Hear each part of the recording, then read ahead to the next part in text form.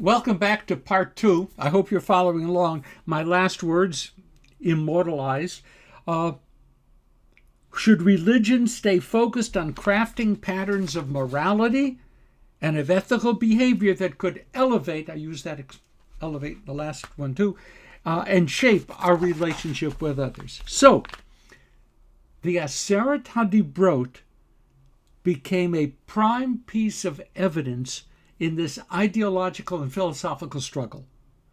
Besides specifying a day of rest, Shabbat, okay? The other 9 utterances seem far superior to what appeared to many to be the endless list of legal minutiae that were derived from so much of the rest of the Torah text and the biblical text. For example, voices were heard during this latter part of the Enlightenment period. Voices were heard calling for rabbis to stop seeing themselves as agents of the state, as in, legalizing marriages on behalf of the state. Religion should be purified of and liberated from the dross of all those holiday regulations and obligations, from food restrictions, from rules that address agriculture and mustering an army and creating a judiciary.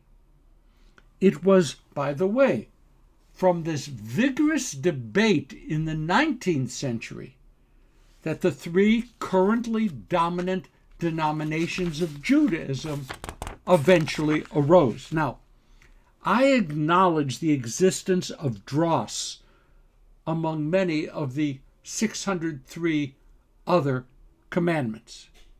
But I see as well, and I wholeheartedly embrace, the many commandments that serve as a way to make our people, as a people, into an instrument for global justice, into a nurturing home for young people yearning to understand the responsibility not only of one person for another, but for each one of us for ourselves, and for the powerful transcendence that can come from celebrating the generative power embedded within our cosmos.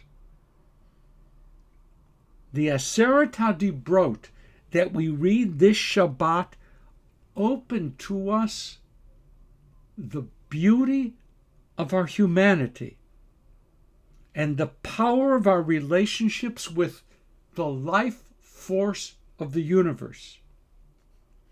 But they, the Aseret HaDibrot, are just the beginning and have to be encountered in the midst of all of the other commandments, the traditions, and the teachings of our people.